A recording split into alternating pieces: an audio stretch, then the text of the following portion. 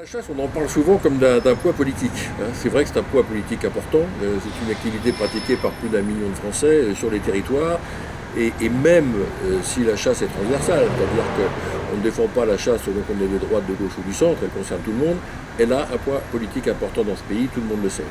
Mais par-delà ça, ce qui nous manquait cruellement, nous les chasseurs d'une manière générale, c'est d'estimer la valeur réelle économique, le poids économique de la chasse en France.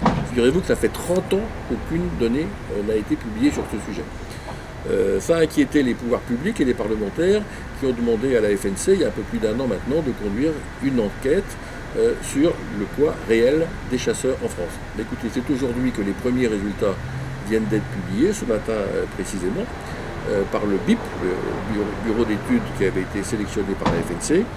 Et vous allez voir en direct sur cette newsletter les principaux résultats, notamment le fait que la chasse peut être un peu plus de 3 milliards d'euros en France, c'est quand même pas tout à fait rien, une activité qui génère en plus de nombreux emplois, qui participe de la vitalité des territoires. Tous ces chiffres, pour ceux que ça intéresse, vous les trouverez sur la lettre de la vénerie à partir des liens que Mélodie vous aura mis.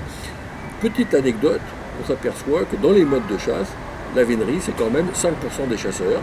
C'est pas rien, pas tout à fait rien, comme dirait notre ancien président. Évidemment, c'est pas la chasse à tir qui fait plus de 83, mais c'est 4 fois et demi quand même nos amis, le poids de nos amis chasseurs à l'arc qu'on aime beaucoup et qui progressent beaucoup. Donc voilà des modes de chasse traditionnels qui comptent dans ce pays et c'est important.